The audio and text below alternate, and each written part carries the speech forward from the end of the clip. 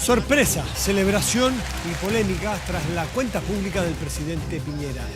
Tren a Valparaíso y medicamentos más baratos fueron más valorados, mientras que a nivel político la atención la puso el proyecto de pensiones y la idea de reducir el número de parlamentarios.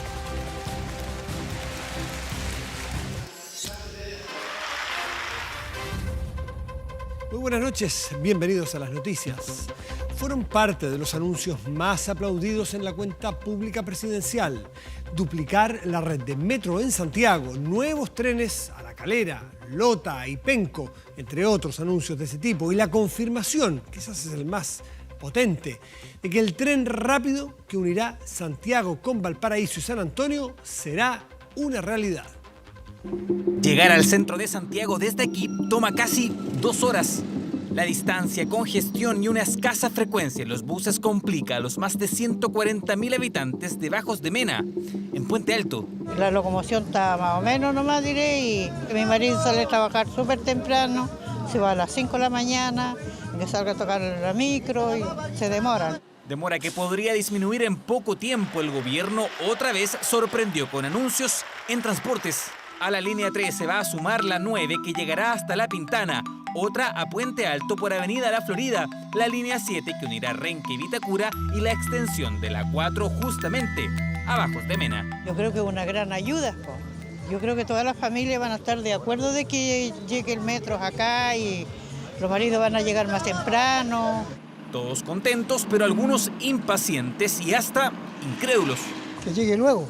Yo tengo ya 50 años, qué sé yo, y a los 80 llega. Estar pendiente que esto se cumpla, que no queda tan solo en palabra un documento firmado. Además, allá se trabaja la extensión a San Bernardo y Quilicura y está proyectado que la línea 6 llegue a Isidora Goyenechea. La línea 10 y su posible trayecto sigue siendo un misterio.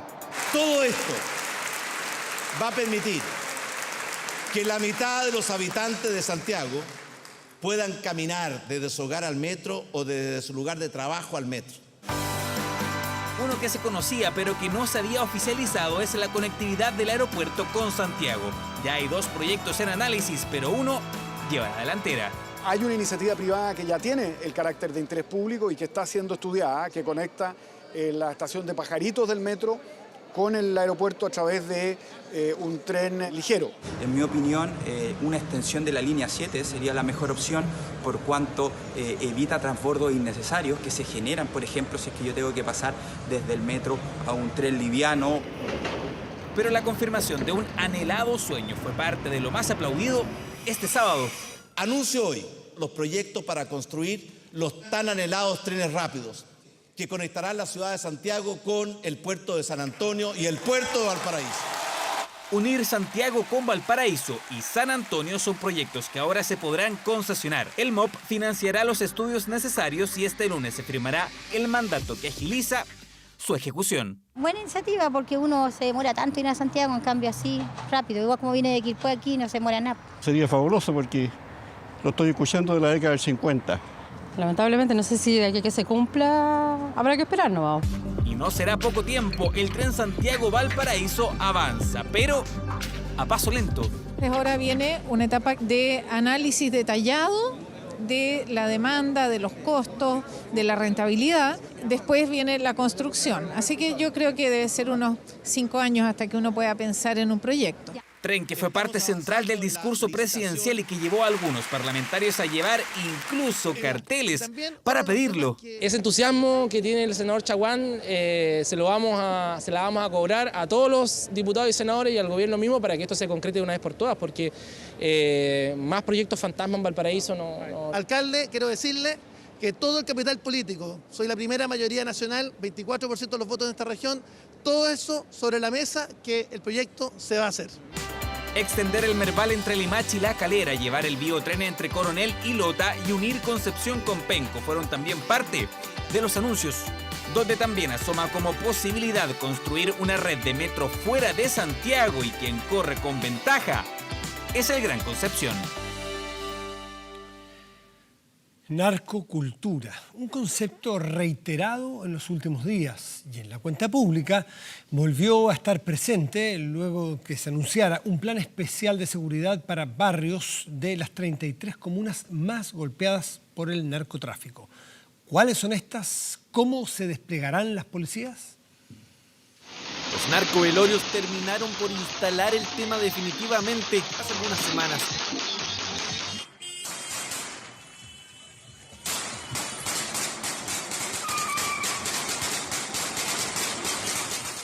Episodio ocurrido en la comuna de Conchalí, y no es un hecho aislado, sino que se convierte en una tendencia a lo largo del país.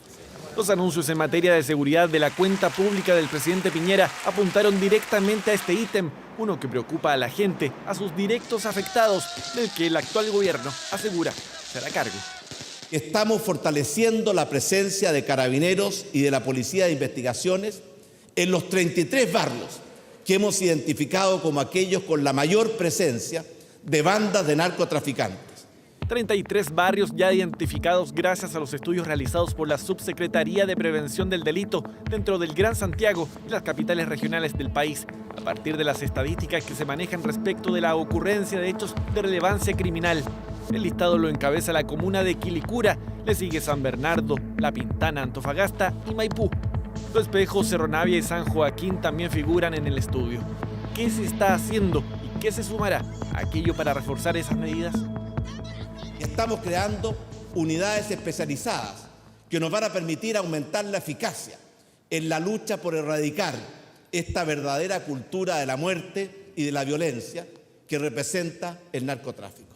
Quilicura encabeza el ranking y a sus vecinos no les extraña. Celebran las medidas anunciadas, sobre todo el incremento de la dotación policial, el talón de Aquiles de la comuna, aseguran. Sería fabuloso, pero la verdad las cosas que ganan tan poco los carabineros que realmente no sé qué más se puede hacer, pero ojalá la seguridad se mejorara mucho más de lo que está hasta ahora.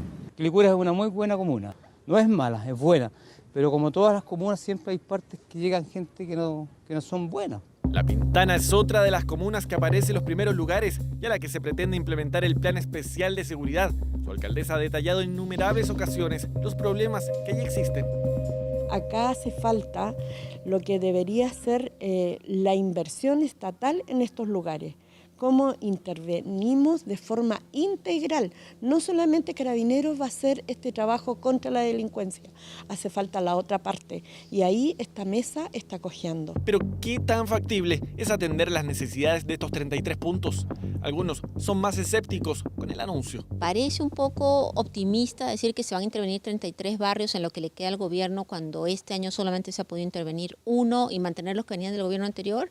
Me parece un poco optimista, pero en todo caso, viendo el vaso medio lleno, creo que es importante establecer esta como una problemática. Al ciudadano le afecta, sobre todo a los ciudadanos que viven en esos territorios. Al ciudadano le afecta y los veredictos de la justicia evidentemente también. Dentro de la cuenta, el presidente Piñera anunció el fortalecimiento del sistema de nombramiento de jueces y fiscales. La idea es poner el mérito por delante y procurar la autonomía a como dé lugar. El gobierno no quiere tener que lamentar más episodios como los de la región de O'Higgins. Los cambios en los jueces, en su nombramiento y supervisión y transparencia, o en el Ministerio Público, en el mismo tenor, son urgentes por la gravedad de lo ocurrido y esperamos promoverlos con rapidez. Seguridad y justicia, dos puntos de interés y compromiso intransables para el gobierno dentro de sus anuncios. En Quilicura, La Pintana y otras comunas esperan su materialización con ansias. Y otro de los anuncios de la cuenta pública del presidente fue una cirugía mayor a la salud. Entre las distintas medidas se incluye la licitación de más de 2.000 medicamentos para que los usuarios paguen un menor precio. El precio de los medicamentos es un tema transversal que afecta principalmente a los enfermos crónicos, adultos mayores y a los más vulnerables de nuestro país. Carlos Valdebenito, vendedor de confites, gasta gran parte de lo que gana en remedios. Como para el estómago, para la depresión a veces, me sale caro. 20.000 pesos, 30.000 pesos. ¿Mensuales? Mensuales. Un 58% de los chilenos consume un fármaco al día, pero hay quienes consumen 2, 3 y hasta 5 remedios para tratar sus males. El médico particular me da Cerebra, el Cerebra me da Tramadol en gota, mensualmente sobre 20.000 pesos. Si es que no más. Pasan de la tercera edad y gastamos una cantidad importante de nuestros ingresos, mínimo 100.000 pesos, que es mucho para personas que son jubiladas. Yo gasto algunos 25, 30, 40.000 pesos mensuales. A ellos les habló el presidente a los 14 millones de chilenos usuarios de FONASA. FONASA va a licitar la compra de más de 2.000 medicamentos, que representan el 80% del consumo de los chilenos, para reducir los precios al cual puedan acceder nuestros compatriotas a esos medicamentos. El ministro de Salud, Emilio Santelices, explicó que FONASA tendrá un convenio con las farmacias para que los usuarios tengan importantes descuentos en los medicamentos más recetados. FONASA lo que hace es un convenio con las farmacias, de tal manera cuando la persona va a comprar a ella, va a lograr obtener el descuento por el solo hecho de identificarse como un beneficiario de FONASA. Ojalá que llegue a la gente de uno, gente pobre. Por supuesto que esperamos que se concrete rápido. Cualquier anuncio que beneficie a las personas de la tercera edad es importante. Hay que ver para creer, porque pueden hacer muchas promesas, pero vamos a ver con el tiempo qué pasa. Dentro de la cirugía mayor a la salud, el presidente anunció la creación de 50 hospitales y 160 centros de atención primaria, con nuevos especialistas y la implementación de un hospital digital. Que va a permitir un acceso mucho más oportuno y de mayor facilidad, con mayor calidad para los diagnósticos y con tratamientos más certeros. Anunció reformas a las ISAPRES, que se eliminarán las preexistencias y declaraciones previas de salud, también igualdad en los planes para hombres y mujeres y un seguro para enfermedades catastróficas. Que establece un gasto máximo en salud por familia por año, de forma tal de evitar que una enfermedad termine también en una catástrofe financiera. Y cualquier gasto que exceda ese tope máximo no va a ser de responsabilidad de las familias, sino que va a ser financiado por este seguro catastrófico de salud. Los esfuerzos, dijo, también se centrarán en seguir impulsando la ley del cáncer y en fortalecer la ley Ricardo Soto. Menos parlamentarios en el Congreso Nacional. Ese es uno de los deseos del gobierno y así se reflejó en el mensaje presidencial. Una reforma que para los críticos es la vuelta o dudan que pueda ser la vuelta al sistema binominal. Además, la administración del 4% adicional en materia de pensiones provocó un congelamiento entre el gobierno y la democracia cristiana.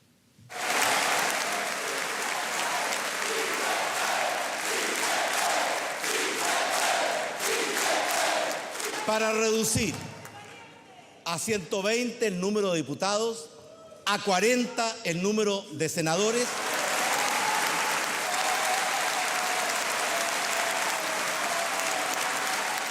un proyecto de ley que reduce el número de diputados y senadores, para modificar de esta manera la reforma constitucional que hace 4 años terminó con el sistema electoral binominal. Pero no fue el único anuncio. Y poner límites a las reelecciones de senadores, diputados y alcaldes en sus mismos territorios.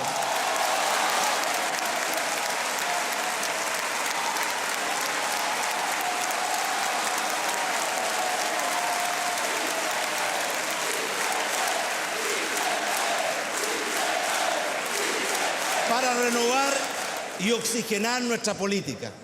Reforma para reducir tanto el número de parlamentarios como establecer un límite a la cantidad de reelecciones, que fue comentario obligado al término de la cuenta pública. A mí me parece que apunta en el sentido correcto, particularmente respecto a lo que es la reducción de parlamentarios. Creo que el aumento no tuvo absolutamente ningún sentido. Cualquier vuelta atrás en reducción de cupos parlamentarios va a significar una pérdida de la diversidad. Esto va a atender a 2 grandes bloques nuevamente. Siempre he creído que no necesitamos más parlamentarios o parlamentarios que representen el 1% de los votos. Esto de reducir el número de parlamentarios suena re bonito. A mí me encantaría que así fuera. Cuando se hizo la reforma del fin del binominal, se buscó eso. Y se buscaron distintas alternativas. Al final no se encontraron porque hay que reducirlo, pero también asegurar los votos de que se va a aprobar. 120 diputados y 40 senadores. La propuesta del gobierno para mejorar el funcionamiento del Congreso. Si nosotros retrocedemos nuevamente a un sistema electoral más restrictivo, lo único que vamos a conseguir es deprimir dos cuestiones que costó mucho alcanzar: representación política para actores exógenos a las dos grandes coaliciones y mayor representación para las mujeres. La regla no es la responsable de que tengamos malos representantes, sino que son los partidos los responsables de presentar como candidatos a esos malos representantes. El presidente Sebastián Piñera anunció un acuerdo nacional para fortalecer las instituciones de la República, iniciativa que será encabezada por el ministro del Interior. Sin embargo, hay otro acuerdo que ahora peligra.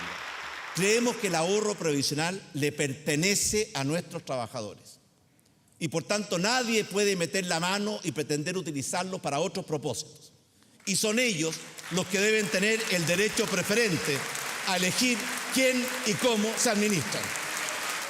Una frase que provocó la inmediata molestia de la DC, partido que con sus votos aprobó la idea de legislar el proyecto.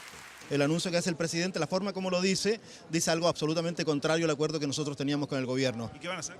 Nosotros ya los notificamos, nosotros no estamos en condiciones de llegar a acuerdos con el gobierno ni en pensiones, ni en materia tributaria, ni en materia laboral, si es que no nos ponemos serios, ¿ya? Porque cuando tú negocias, cuando tú das la mano, cuando tú conversas, cuando tú te pones de acuerdo, lo estás haciendo con personas serias, no con personas que, ¿no es cierto?, que cambian de opinión. Los acuerdos que hemos tomado los vamos a cumplir.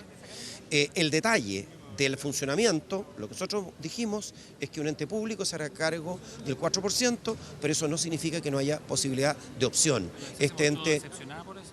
Bueno, pero es que... Se enojaron los DC. Mire, ¿sabe lo que pasa? Es que lo que yo creo que tenemos que discutir los detalles, conversar los detalles, los vamos a conversar con ellos y con los parlamentarios de Chile Vamos. Vamos a cumplir los compromisos que hemos tomado. Segunda cuenta pública del presidente Sebastián Piñera ante el Congreso Nacional. Mensaje con anuncios que no dejaron indiferente a nadie en materia política.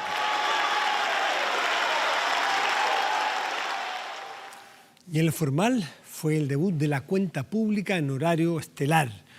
Una apuesta que dejó varios momentos para el recuerdo. 128 minutos duró el mensaje del presidente Piñera, quien criticó al gobierno de Nicolás Maduro en presencia de los dos representantes de Venezuela en Chile. Todos los detalles de esta cuenta pública, Mauricio. Primera vez que esto ocurre de noche. Buenas noches, muy buenas noches. Inédita por su horario estelar, pero también por varios momentos insólitos. Justo en uno de esos asientos está cayendo una gotera. La cuenta pública 2019, que tuvo su desfile de autoridades y en horario prime. Esto parece la alfombra roja del Festival de Viña. La verdad es que lo importante es el contenido del mensaje que el presidente vaya a entregar. Ya vemos acá al presidente Sebastián Piñera. La verdad es que saludando un poco al vacío, si me permiten, porque ya aquí a esta altura solo un par de fotógrafos. Eso afuera, porque adentro hasta con antifaz lo esperó el diputado Florcita Alarcón. En la segunda cuenta pública desde su regreso a la moneda, Sebastián Piñera destacó avances legislativos como el proyecto Aula Segura. No permitiremos que un puñado de delincuentes sigan atentando con violencia y bomba molotov contra sus propios compañeros, sus propios profesores, sus propios establecimientos educacionales. Primeros aplausos antes que el teleprompter por segundo año consecutivo le jugara una mala pasada al mandatario. Por otra parte, y que avance el teleprompter.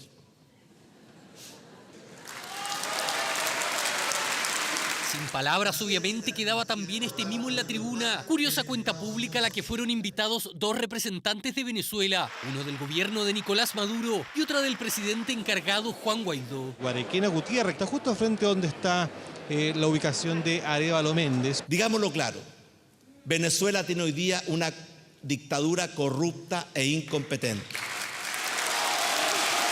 que no respeta las libertades y que además ha condenado a su pueblo a la más cruel y dramática crisis humanitaria. Toda dictadura necesita del apoyo irrestricto, absoluto y amplio del gobierno de los Estados Unidos. Este señor es cómplice de lo que está ocurriendo en Venezuela. Las muertes también pesarán sobre su conciencia. Pero el momento de mayor temperatura en el Congreso llegaría con este anuncio. Una reforma constitucional para reducir a 120 el número de diputados, a 40 el número de senadores.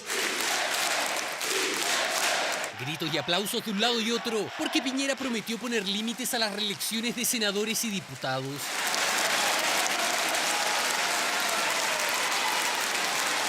Solo menos parlamentarios, también menos ministerios propuso Piñera, sorprendiendo con su idea de fusionar las carteras de vivienda y bienes nacionales para convertirla en el Ministerio de Ciudad, Vivienda y Territorio. ¿Qué pasaría en ese caso? ¿Sería usted el ministro? ¿Sería el ministro Ward? Nadie sabe, pues eso depende del presidente finalmente. ¿Usted quiere dejar de ser ministro? Esa es una pregunta complicada. Las cosas van pasando y a lo mejor cuando el nuevo ministerio esté, a lo mejor ninguno de los dos vamos a estar de ministro. Histórica cuenta pública de sábado por la noche, velada política en el Congreso que cumplió con renovar esta tradición republicana.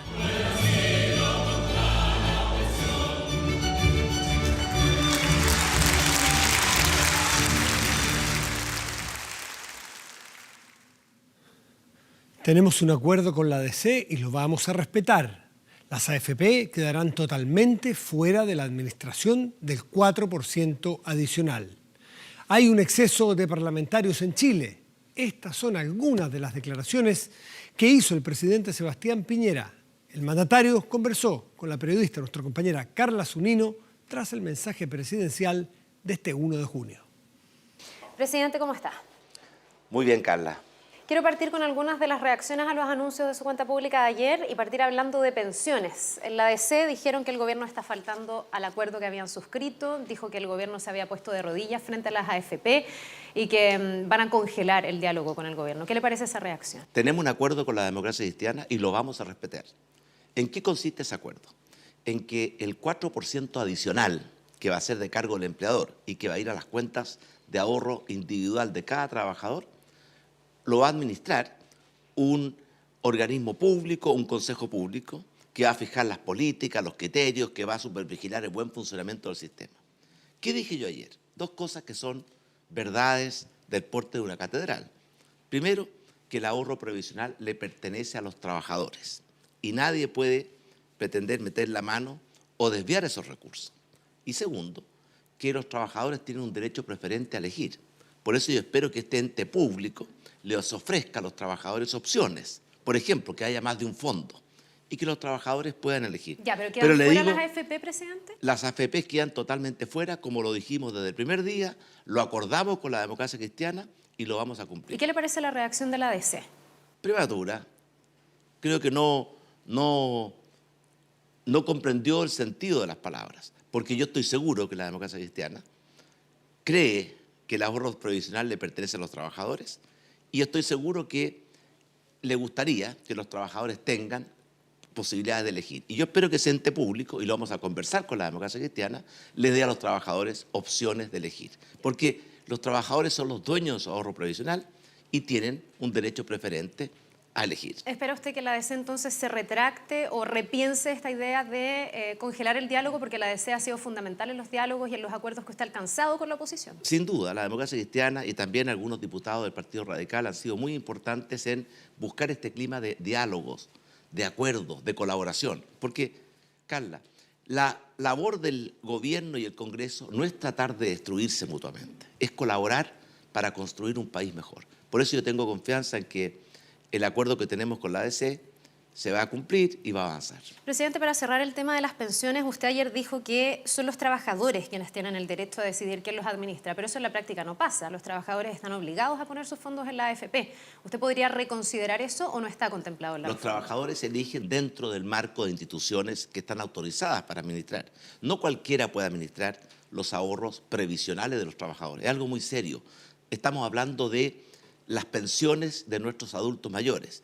Por eso tenemos un sistema que está en base a las AFPs y el nuevo sistema que estamos creando nosotros va a ser administrado por una institución pública. Pero lo más importante, Carla, es que esta reforma previsional le mejora las pensiones a 1.600.000 chilenas y chilenos, los más vulnerables, los que están en el pilar solidario. Estamos hablando de la pensión básica solidaria y del aporte previsional solidario, pero tiene algo más. Construye un segundo piso solidario, financiado por el Estado, para ayudar a las mujeres, a la clase media, a los adultos mayores no valentes. Y eso es algo fundamental. Presidente, usted ayer vuelve a retomar la idea de los diálogos, hace un llamado a la oposición, pero la misma oposición y algunos de sus líderes decían que habían sentido que era contradictorio hablar de diálogo y al mismo tiempo culparlos de tener obstruccionismo, incluso en materia económica. ¿Usted va a evitar el volver a decir, por ejemplo, que aquí el mundo político se divide entre patriotas y antipatriotas? Nunca he dicho eso.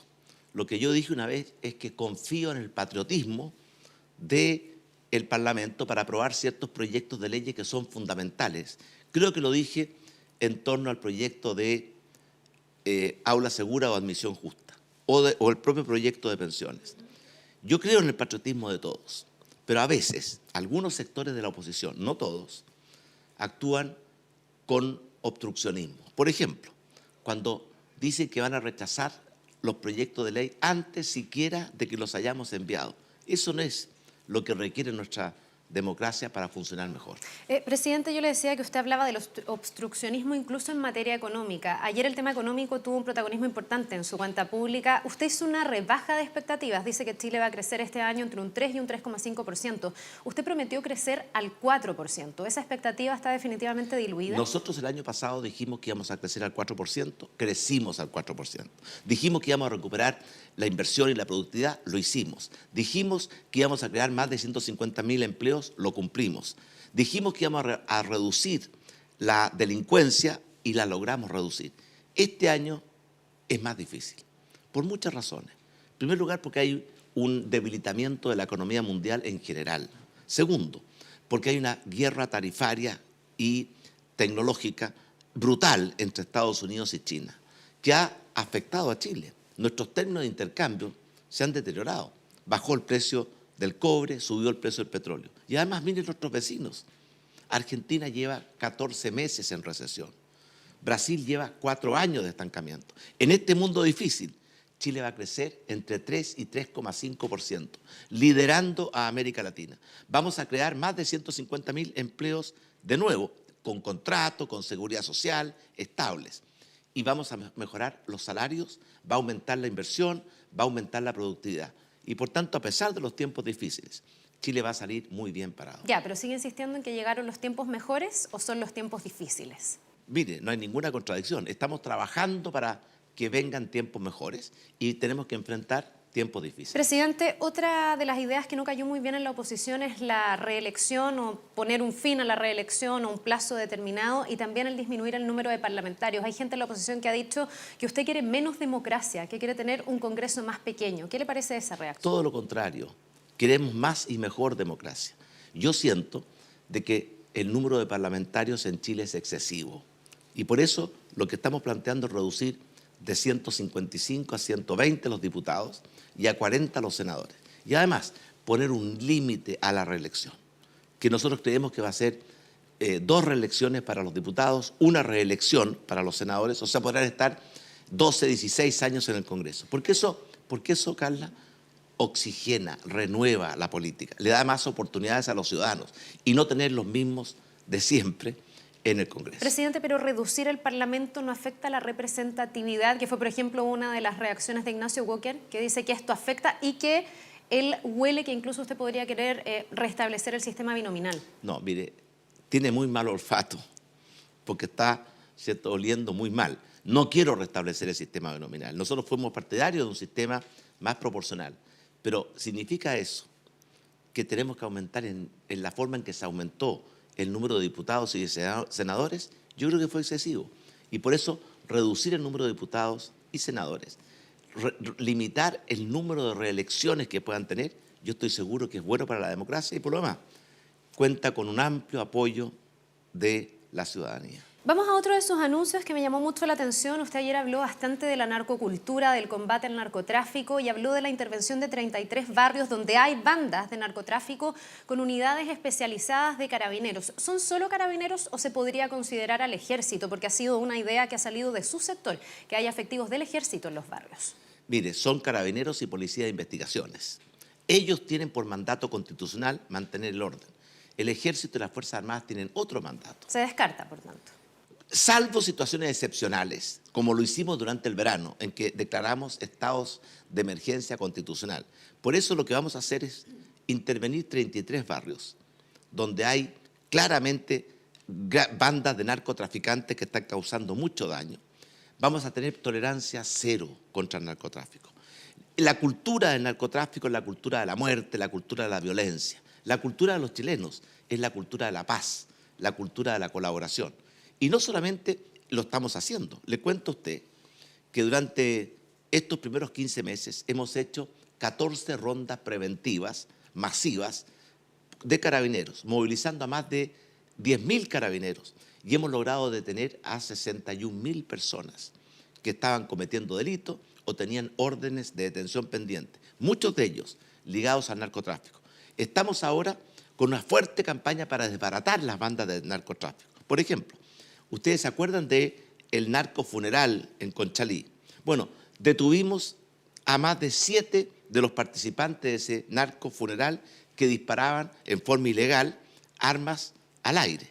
Y no solamente estamos combatiendo el narcotráfico en las calles, también lo estamos combatiendo dentro de las cárceles, desbaratando este trato preferencial que tenían los capos de la droga, que parecía, en cierta forma, a lo que hacía Pablo Escobar. Presidente, ¿los cambios que anuncia ayer o los anuncios los va a hacer con su mismo gabinete o podrían venir ajustes? ¿Usted está contento con su gabinete o usted no ha hecho cambios porque no quiere que lo pauteen? No, estoy contento con el gabinete, pero por supuesto estoy evaluando permanentemente a los ministros. Pero en Chile esto de estar anticipando y presagiando un cambio de gabinete es un deporte nacional. El presidente hace los cambios de gabinete cuando los estima necesarios. ¿Ya no es necesario un ajuste para un segundo tiempo, un nuevo aire en el gobierno? Si fuera necesario, vamos a hacer los cambios que se requieren, pero estoy contento con el gabinete.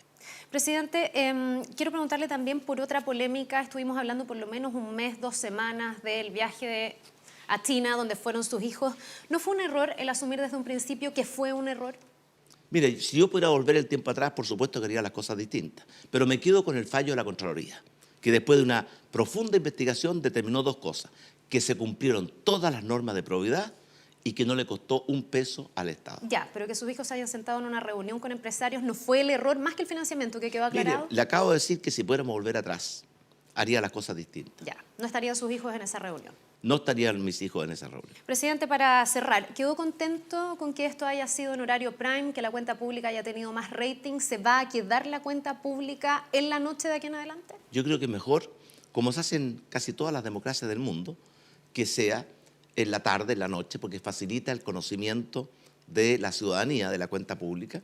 Y en esta oportunidad hubo una muy buena audiencia de los ciudadanos, mucho interés, y creo que fue un buen cambio. Ya, se queda en la noche entonces la cuenta Se pública. queda en la noche. Bien, presidente, muchísimas gracias. Gracias a usted. Y cambiamos de tema y nos vamos a la región del Biobío porque nos ha llamado mucho la atención los últimos días. Bueno, esta es la historia de una persona cuyo vehículo se encontró justo con la trayectoria del tornado en Los Ángeles y fue lanzada a 40 metros. Es la historia de un conductor de Uber que sobrevivió al paso de este gigantesco torbellino. Todo mientras en la región del Biobío comienza a llegar la primera ayuda para los afectados de Concepción y Talcahuano. Un tornado tan inusual como violento e impactante.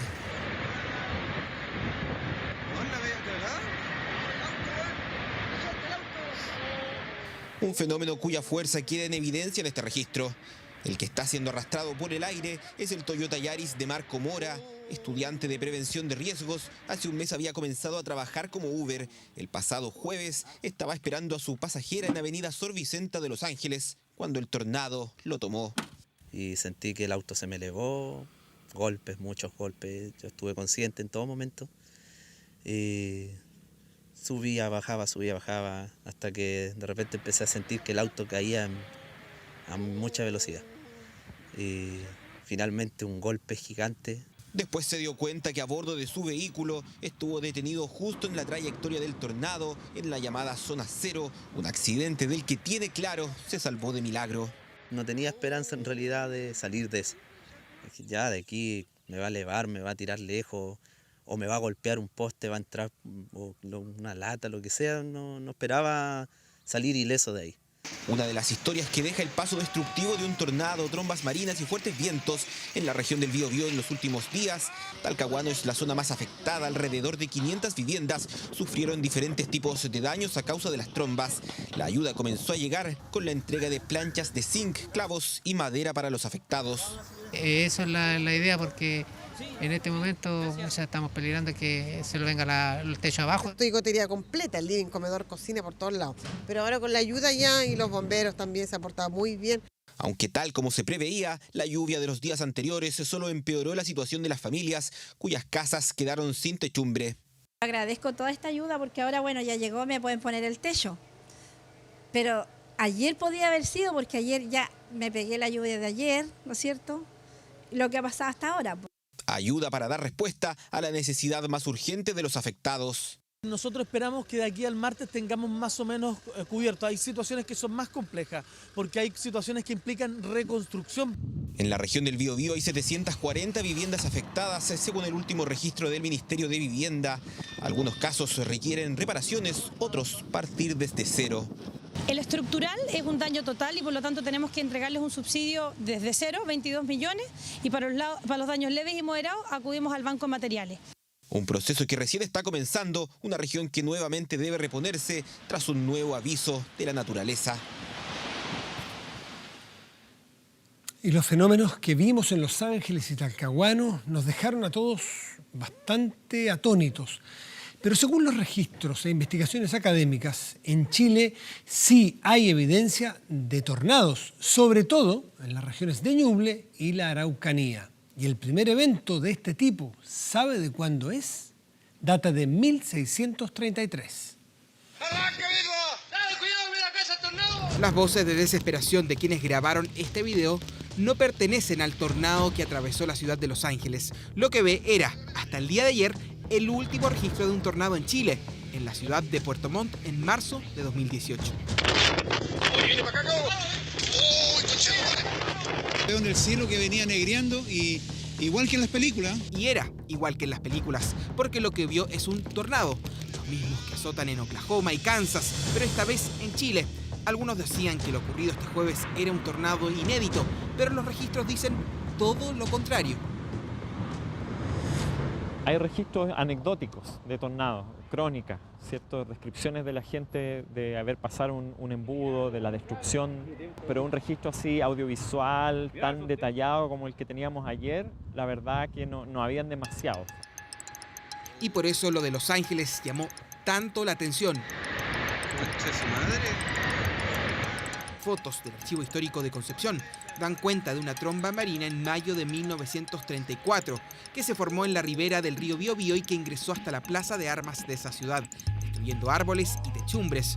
Son de los pocos registros históricos de tornados y trombas de nuestro país. Tan poca experiencia tenemos que incluso tendemos a confundirlos. Hoy tenemos celulares, es fácil dejar registro, pero antes de la era digital... ¿Cuántos tornados nos perderemos, cierto? Habrá habido muchos más que no registramos. Los instrumentos no son capaces, desde satélite no es capaz de ver el tornado. Cristian es alumno de Geología de la Universidad de Chile. Por estos días está terminando su tesis y es de los pocos chilenos que ha logrado hacer un catastro de todos los eventos de este tipo en nuestro país, tanto de tornados como trombas. Consultó con los registros de la Armada, con académicos de la Universidad de Chile e información de la Biblioteca Nacional. ¿Qué año es eso? 1633. 1633. ¿Y estos fueron mapuches que registraron esto? ¿Estos fueron españoles? Generalmente en esa época era... No, eran misioneros o curas. Es el primer registro que se tiene, un remolino en la zona de Carelmapu. También hay registros de mapuches de estos eventos. Hay un historiador, Tomás Guevara, que en 1908 entrevistó a un joven mapuche de la época llamado Nahuel Huinca. No es que él lo haya vivido, sino que fue narrado por sus familiares. Traspasado en el tiempo. Sí.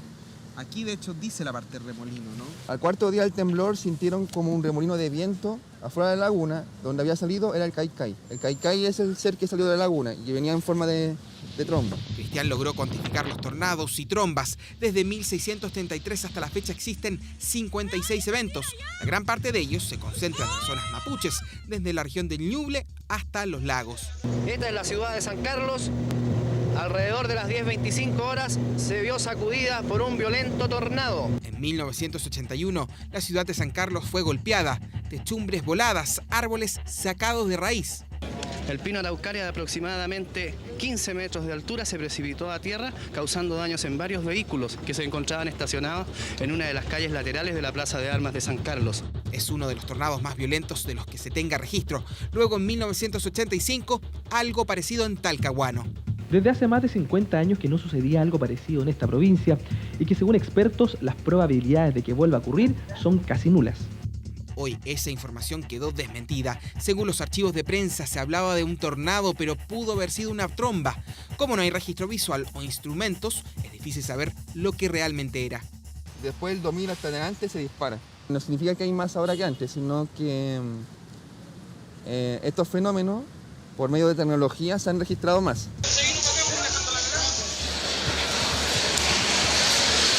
Una columna no menos de un alto de unos 100 metros, realmente terrorífico.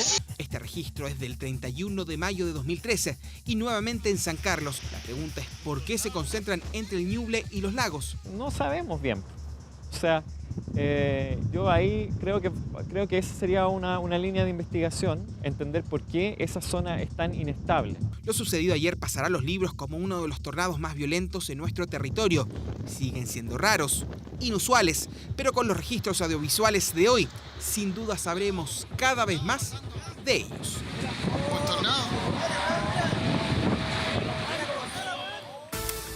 Y en Venecia, la tradicional ciudad, la preciosa ciudad, hace tiempo que los cruceros generan mucha polémica a los habitantes. Bueno, hoy fue algo distinto, pero un crucero perdió el control mientras intentaba atracar y chocó contra el muelle y un barco de turismo.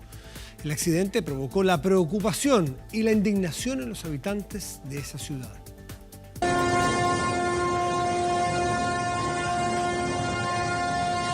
El pánico cundió en Venecia este domingo, cuando un enorme crucero se salió de control y se estrelló directamente contra un muelle de la ciudad y un barco de turismo. 4 personas resultaron heridas.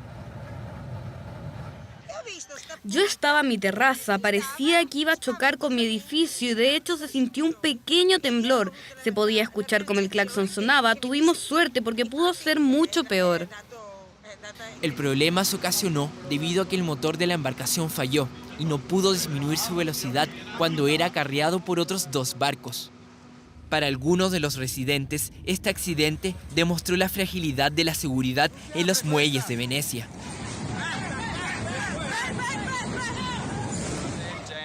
Creo que esto muestra que no estamos preparados para manejar tal tipo de emergencia, que se pueden convertir en una tragedia fácilmente, y prueba, además, que no se debe permitir atracar a los cruceros. A las pocas horas transcurridas del accidente provocado por el ferry Ópera de 13 pisos y que transportaba más de 2.600 pasajeros, los residentes de la ciudad se reunieron para protestar en contra de los cruceros que llegan habitualmente. Hace tiempo dijeron que irían disminuyendo de a poco la cantidad de barcos que llegan, pero ahora deben hacerlo inmediatamente. Desde el gobierno italiano afirmaron que llegarán a una solución y que para julio se habrán tomado medidas antes que inicie la temporada de turismo.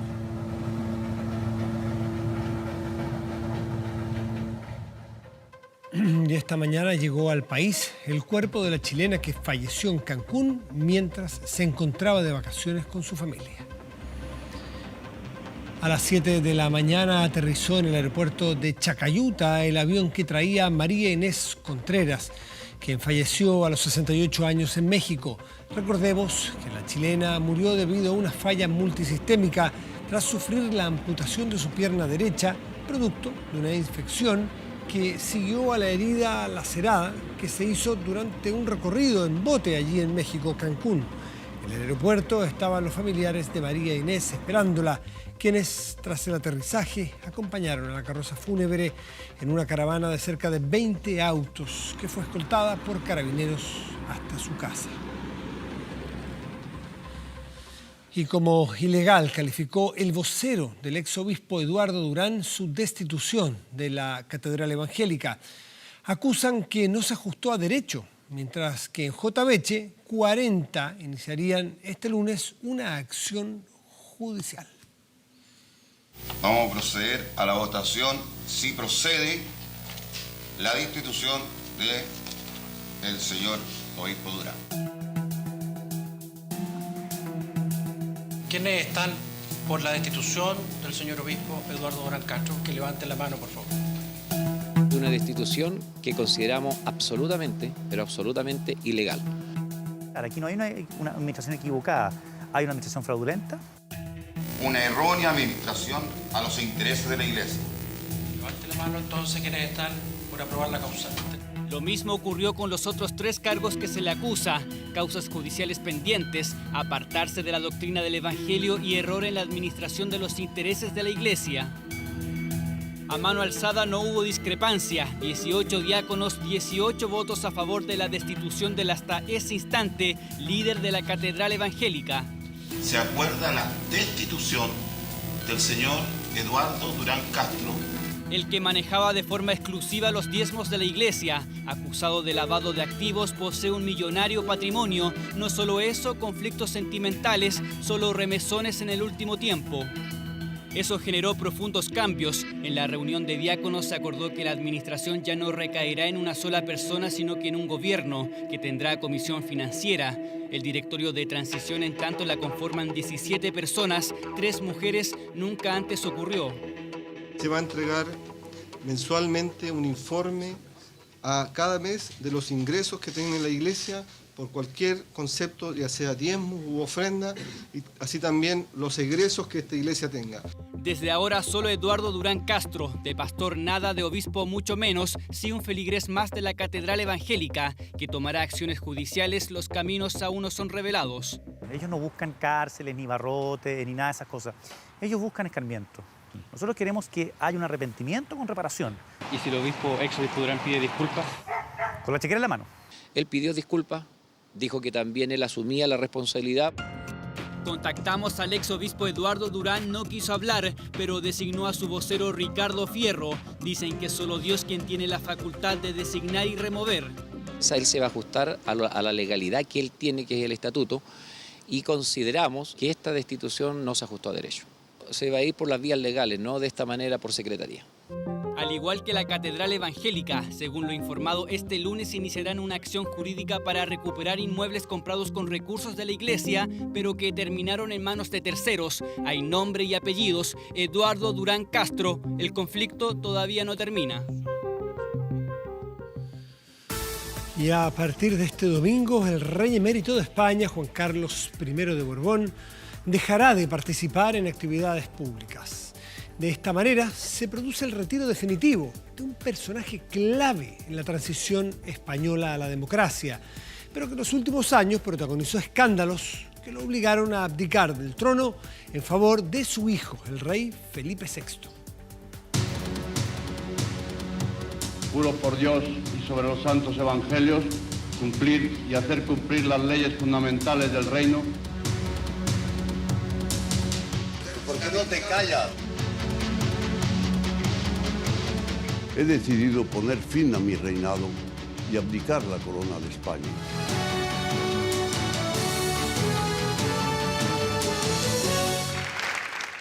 Un personaje clave del último medio siglo en España. El primogénito del conde de Barcelona, el nieto del monarca Alfonso XIII, el elegido por el dictador Francisco Franco. Juan Carlos Alfonso Víctor María de Borbón tomó la decisión de alejarse para siempre de la vida pública. Y lo hizo exactamente 5 años después de abdicar el trono en favor de su hijo Felipe. La abdicación del rey hace 5 años está relacionada con algunos escándalos, escándalos por viajes privados, escándalos por relaciones, digamos, de corrupción dentro de la Casa Real. Un niño que nació en Roma en 1938 durante el exilio de la familia real. Un hecho que lo marcaría para siempre ocurrió en 1956, cuando de un disparo accidental mató a su hermano Alfonso, 4 años menor. Luego de tensas negociaciones que lideró su padre, el dictador Franco lo ungió como futuro monarca. Queda proclamado rey de España don Juan Carlos de Borbón y Borbón, que reinará con el nombre de Juan Carlos I. Juan Carlos I de Borbón jugó un papel fundamental durante el periodo de la transición española y durante más de 30 años gozó de un amplio apoyo popular. La incipiente democracia se cimentó en una nueva constitución política y un sistema de monarquía parlamentaria multipartidista. Lo que está viviendo hoy España es el fin de una época.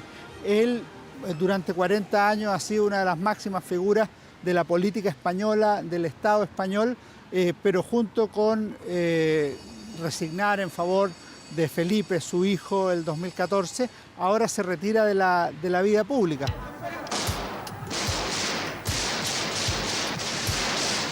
Un episodio clave fue su enérgica condena ante el intento de golpe de Estado del coronel Tejero en 1981.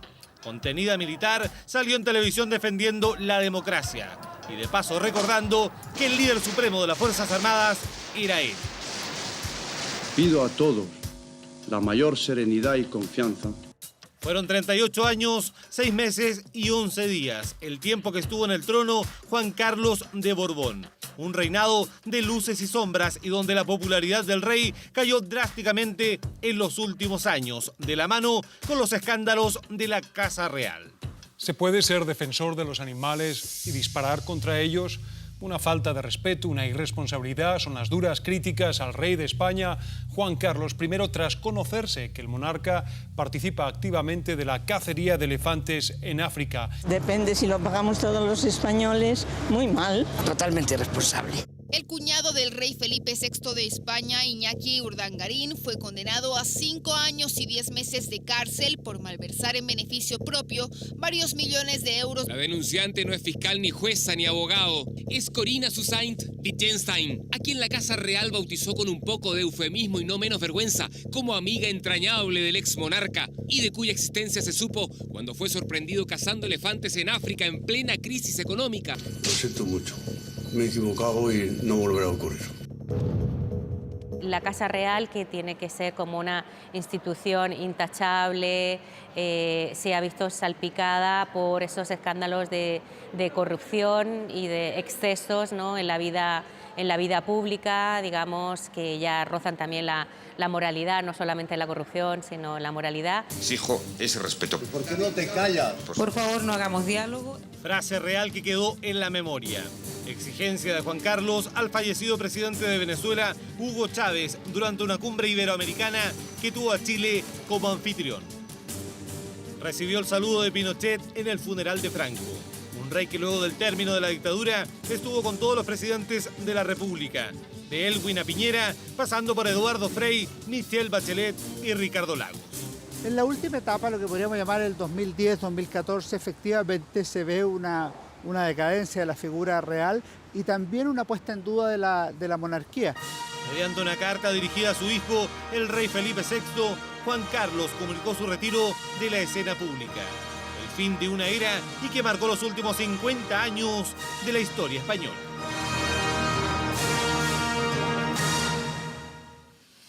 La escultura de la pareja de enamorados que están sentados frente al mar en plena costanera de Puerto Montt está en medio de la polémica y los habitantes de esa ciudad están decidiendo su futuro. Si se demuele esta icónica postal o se deja tal como está. Esta es una estatua que se le hizo en honor precisamente a esa canción, a ver si se acuerdan ustedes.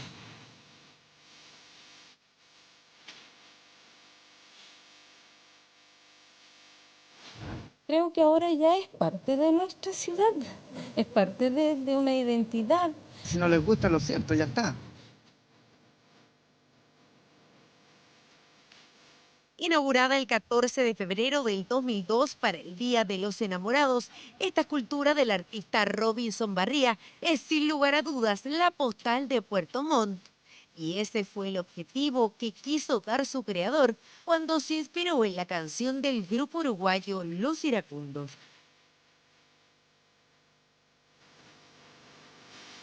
El objetivo era representar la canción, ser un punto de fotografía y por supuesto provocar. provocar que la gente se suba, por eso hay accesos a ella. Considerada una de las esculturas más raras de Sudamérica, esta figura de 10 metros de alto no deja a nadie indiferente y ya es parte de la identidad de los puertomontinos. Y sí, llama la atención. Puerto Montt tiene muchos íconos. Bueno, y en este contexto también es un ícono sentado frente al mar. En vacaciones y fines de semana largo es cuando más visitas recibe. En el mercado de Angelmó, imanes, llaveros, vasos, lápices de los enamorados son los souvenirs más comprados. Los precios van desde los 1.000 a los 7.000 pesos. Es una de las pocas cosas que dicen, eso está en Puerto Montt. Pero hay quienes la encuentran fea, grotesca. Algunos han dicho que es un insulto al arte. Otros derechamente la cambiarían. Le cambiaría la carita así de los monitos. Eso, porque tienen carita triste. No la encuentro tan bonita. Las rayas que le hacen como no calza mucho y lo hace ver feo. El arte tiene que ser provocador, ¿no? Y eso es lo que hizo. Una obra que genera amor y odio. Por eso la Secretaría Regional Ministerial de Vivienda se encuentra haciendo una consulta ciudadana para definir su futuro. Se ha preguntado directamente lo que tenemos en nuestra espalda.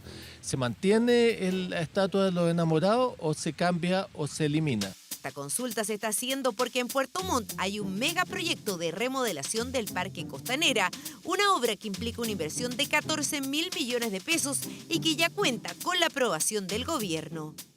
Un parque de lujo, moderno, con fuentes de agua, con música y colores, así como la que tiene Perú en el barrio Miraflores. Nosotros apuntamos a resignificarla, pero aspiramos también a que converse, por ejemplo, con esta fuente de agua que, insisto, no va a ser solamente una fuente de espectáculo, sino que además va a haber una zona, una ruta lógica de aprendizaje. Hay quienes piensan que esta escultura no calza con el diseño del nuevo parque. Sería cambiado por otro similar en algún lugar dentro de esta misma costanera que simbolice el acto, pero que sea a la altura del siglo XXI y que tenga un diseño de mejor factura. Su autor explica que tuvo 1 mes y 1 semana para plasmar esta obra, un trabajo que según él debiera haberse hecho en 6 meses. Agrega que también hubo cambios en el diseño original. Tiene deficiencias técnicas en cuanto a la fisonomía, claro que las tiene. No salió como yo hubiera querido, sin duda. Pero hoy día ocurre algo que, creo yo, no habría ocurrido si hubiera quedado la escultura como yo hubiera querido. Pero, ¿qué dice la gente?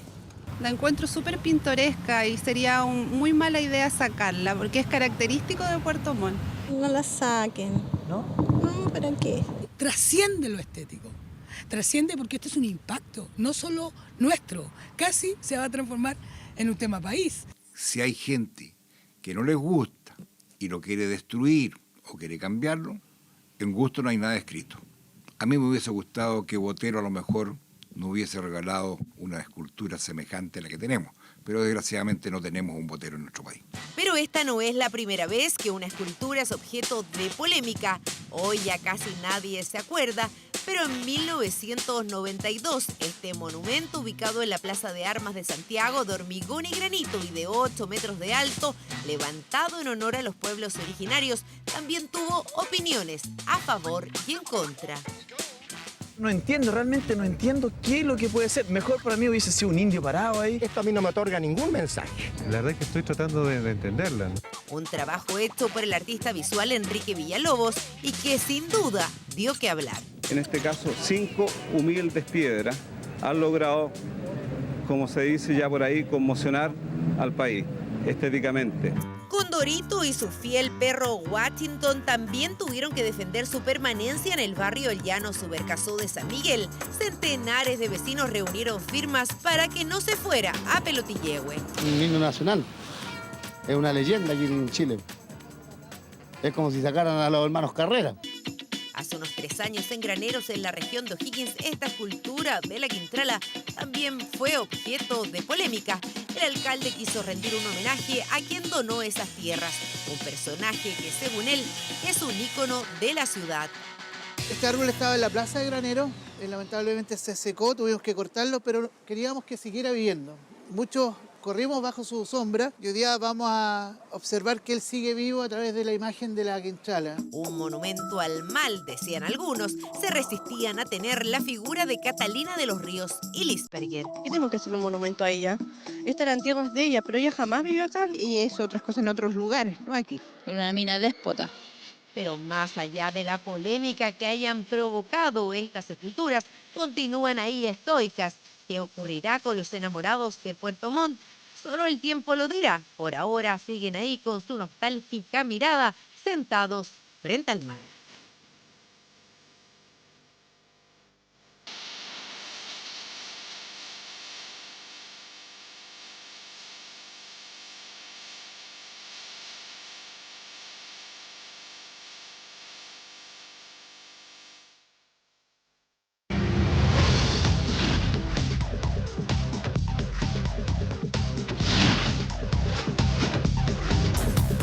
Deportes. Hola, ¿cómo están? Buenas noches. Ecos de la Champions League, del título del Liverpool, y la tercera fue la vencida para Jürgen Klopp, el director técnico alemán del Liverpool, que ya había enfrentado esta instancia de final de Liga de Campeones de Europa, que había perdido en 2 oportunidades, una dirigiendo al Borussia Dortmund cuando perdió frente al Bayern Múnich, y la temporada anterior con el mismo Liverpool, recordemos, perdiendo frente al Real Madrid. Un director técnico que pasó por el Mainz en su país. Luego estuvo 7 años el Borussia Dortmund con 5 títulos, 2 de ellos de Bundesliga. Primer título que consigue acá con el Liverpool llegó el año 2015. 6º título de Champions para el Liverpool. Jürgen Klopp, aquí en 24 Horas Central. Mira. La orejona ya está en Liverpool. Eso sí, la 6ª Champions de los Reds tiene nombre y apellido.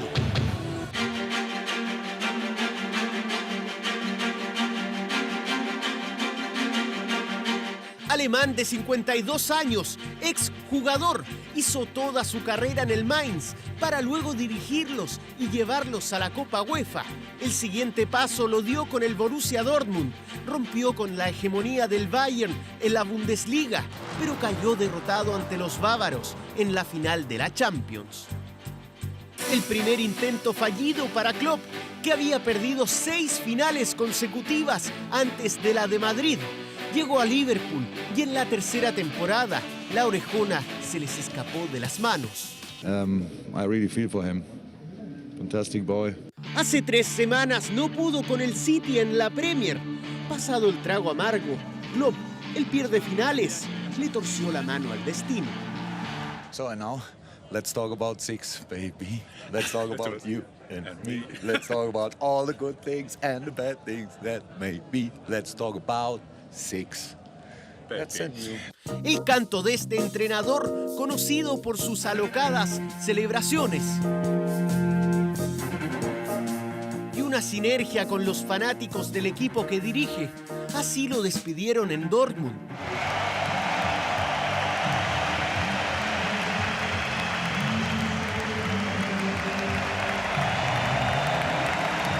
Y así se gana el cariño de los del Liverpool. Incluso teniendo un doble en la ciudad. Define a sus equipos como el heavy metal, veloces y agresivos. Klopp, después de conocer el fracaso, se topa de frente con el éxito. Y en el fútbol internacional, partidos amistosos, y todavía no ha fichado por ningún club. Se habla del PSG, pero ahí está. Griezmann, 2-0. Ganó ahí Francia a Bolivia. Y otro amistoso, rival de Chile, Ecuador, en la segunda fecha de la fase de grupo de esa Copa América. Empató 1-1 con Venezuela en el Hard Rock de Miami. Aquí Keylor Herrera, el árbitro de Costa Rica, sanciona penal. No mano, parece que después hubo falta que sancionó de Achiller sobre Herrera. Y Roberto Rosales, jugador del Español, a los 38 del primer tiempo, anotando el 1-0. Y en tiempo agregado, a los 46 del complemento, va a aparecer Ener Valencia, el compañero de Eduardo Vargas en Tigres, campeón del fútbol mexicano, con la igualdad. El 1-1 en este amistoso. Recordemos que Chile juega el 6 de junio, jueves amistoso, frente a la selección de Haití, allá en el Estadio La Portada de La Serena. Vamos al boxeo, con Andy Ruiz, con 121 kilos de peso, que hizo historia anoche en el Madison Square Garden en Nueva York. Logró 3 títulos mundiales de peso pesado, venciendo al campeón y amplio favorito, el inglés Anthony Joshua. Lo derribó en 4 ocasiones. Todos dicen que es una de las grandes sorpresas del boxeo mundial. Era una de las peleas más disparejas de los últimos años. 3 títulos mundiales de peso pesado en disputa. El campeón Anthony Joshua frente a Andy, el Destructor Ruiz. Un mexicano con evidente sobrepeso que había sido contactado apenas un mes antes. Retaba a la bestia inglesa en el Madison Square Garden. 112 kilos y casi 2 metros Joshua. 121 kilos Andy Ruiz. Las apuestas daban 33-1 a que el azteca caía antes del cuarto round en una noche que fue histórica. Porque lo que empezó como algo evidente, la caída de Andy Ruiz en el tercer round, dio paso a la gran sorpresa de las últimas décadas en el boxeo mundial. ¡Puso mala Joshua ahora! ¡Cambió y puso mala Joshua! ¡Sí! ¡Claro que es caída! ¡Claro que es caída! Las imágenes eran impactantes. 4 veces caía al suelo el gigante Joshua. La gente se tomaba la cabeza. Una paliza sorpresiva que dio paso a un triunfo emocionante. Joshua que lo está encontrando. Ruiz nuevamente a mano rápida. Lo lleva otra vez a la lona. ¡La pararon! ¡Increíble! ¡La pararon! ¡Increíble lo que estamos viendo! Por primera vez un mexicano campeón de peso pesado, Andy Ruiz, que sufrió obesidad de la infancia, que fue rechazado por la Federación Azteca para participar en los Juegos Olímpicos, tuvo su dulce revancha. A los niños que dicen que no se puede, sí se puede, nomás trabajando duro. La pelea de la década a cargo de uno en el que nadie creía, el gordo Andy Ruiz, que tuvo apenas 4 semanas para preparar la pelea, se llena de gloria con un triunfo histórico en el boxeo mundial. Nadie creía en él, pero él creía en sí mismo. Nadie creía en él, pero él sí. Bueno, mira, escándalo en Brasil tras una acusación de violación contra Neymar, jugador del Paris Saint-Germain. Una mujer denunció que el hecho ocurrió en París el 17 de mayo. Según el relato de la presunta víctima, la situación habría pasado en un hotel, ahí cerca del Arco del Triunfo, lugar en el que el futbolista habría llegado en estado de ebriedad. Intercambiaron caricias, de acuerdo a la denuncia. De un momento a otro, Neymar se volvió agresivo, consumando el acto sexual sin el consentimiento de la involucrada. Pero, ¿sí?, por su parte, Neymar hizo público en Instagram conversaciones íntimas con la presunta víctima, que incluyen fotografías comentando que todo es una extorsión y que cayó en una trampa. La justicia francesa está ya investigando este hecho, esta denuncia. Nos vamos ahora con el ciclismo, porque hay un campeón en el Giro de Italia. El ecuatoriano Richard Carapaz conquistó su primer grande en el ciclismo de la mano del Movistar Team. Carapaz logró la victoria. La particularidad de que no era el jefe de filas de su equipo, el escudero del español Mikel Landa. Aquí el ciclista vencedor le sacó una diferencia de 1 minuto y 5 segundos al italiano Vincenzo Nibali. Quedó tercero el esloveno Primož Roglič en la tabla general. Fue fundamental la ventaja que acumuló en las etapas de montaña. Carapaz es el primer ecuatoriano en ganar esta competición y el segundo sudamericano, después del triunfo, recordemos, del colombiano Nairo Quintana, eso el año 2014. Con esta imagen e información hacemos una pausa, ya volvemos con las noticias y Matías del Río acá en 24 Horas Central.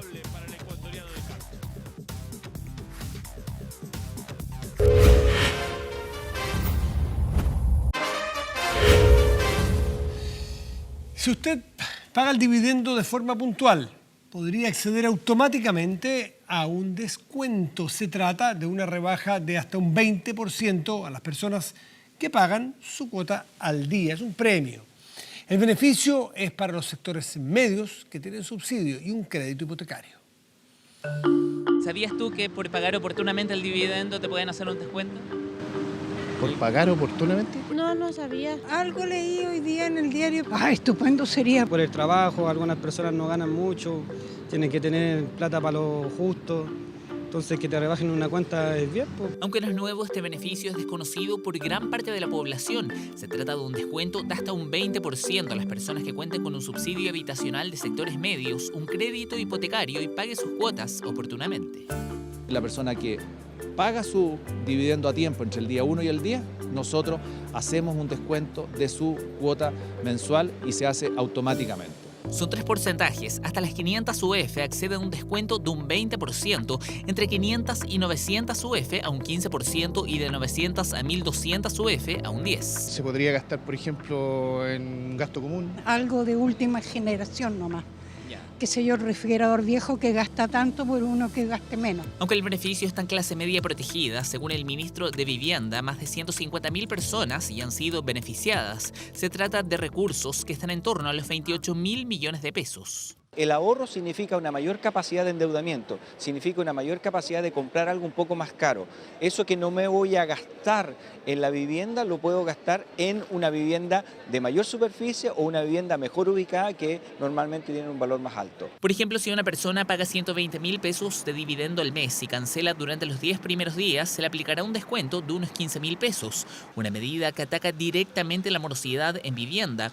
¿Cómo se comporta el sector medio en cuanto a este tema? Tienen una mora altamente concentrada en instituciones financieras más diversas, más que en los bancos.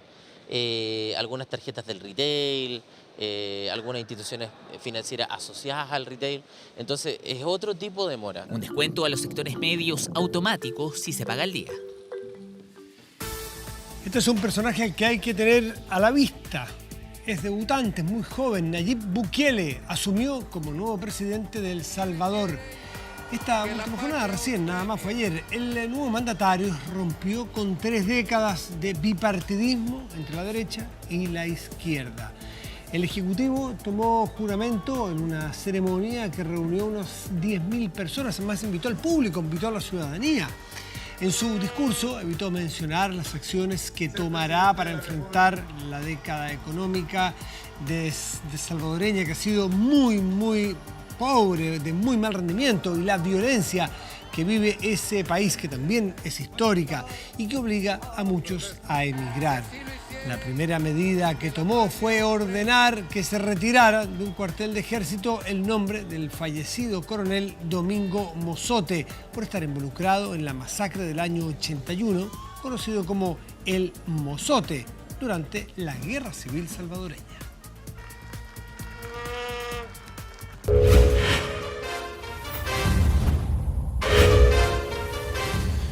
Estamos justo a un mes del eclipse solar que el 2 de julio próximo oscurecerá gran parte del país, paralizando, como es esperable, la producción de energía eléctrica solar, impactando directamente al norte de Chile. Por esta razón, las empresas generadoras de energía eléctrica ya se preparan con una serie de medidas preventivas. El eclipse del que tanto se habla está ya muy cerca. El 2 de julio a las 4 de la tarde, con 38 minutos, los cielos de Coquimbo y alrededores tendrán un 100% de oscuridad. El universo expresará esta maravilla que durará solo 2 minutos y también será vista parcialmente en el resto del país. Vayan a ver este fenómeno extraordinario que va a tener un juego de luces, sombras, coloraciones para todos los gustos, en que el sol se va a vestir de negro y el sol va a mostrar su corona. Y va, tal como dice la ranchera, va a decir, y sigo siendo el rey. Ya se ha dicho que los hoteles, hostales y pensiones del norte están con reservas al 100%. Lo que no se conoce es el problema que se le viene a las empresas eléctricas. Acá podemos ver una animación de cómo se espera que se vea el eclipse ese día. Ahí vamos a ver cómo se tapa el sol. El eclipse es corto, pero horas antes y horas después dejará paralizada las plantas solares fotovoltaicas encargadas de generar tanta energía como para iluminar la mitad de Santiago. Nosotros venimos hace 2 meses preparándonos y hemos desarrollado un plan de acción para que esto no afecte el suministro eléctrico, ni en calidad ni en seguridad de servicio, y esperamos que así sea. tenemos una disminución de la generación solar fotovoltaica y a ello también se agrega un efecto en la demanda, que va a haber probablemente un incremento en la demanda, producto de que se adelanta la iluminación artificial. Como el sistema eléctrico del país está conectado, serán los embalses del sur los que le entregarán energía a todas aquellas zonas que por ausencia del sol tendrán mucho consumo y poca generación.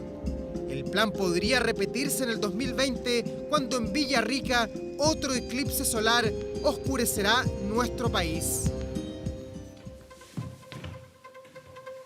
Y como decíamos, a un mes del eclipse solar que podría verse de manera privilegiada desde nuestro país, lanzan aplicación móvil para dar a conocer este fenómeno de una forma más lúdica, más cercana a la gente común, que no somos expertos. Chile Mobile Observatory. Mobile es con B larga, mobile.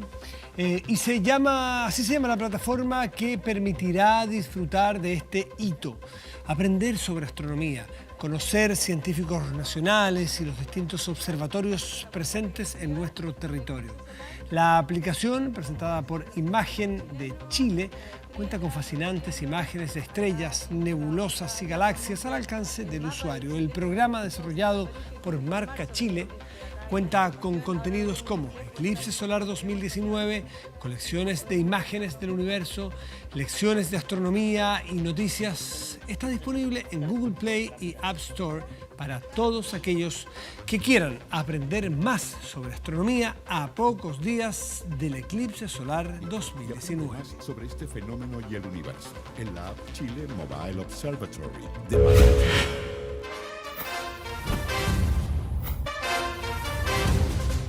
Ya al despedirnos, les informamos que la Intendencia Metropolitana decretó preemergencia ambiental en el Gran Santiago. Para que tomen nota, restricción vehicular para automóviles anteriores al 1 de septiembre de 2011, con sello verde, con patentes terminadas en 4 y 5. Sin sello verde, 1, 6, 7, 8, 9 y 0.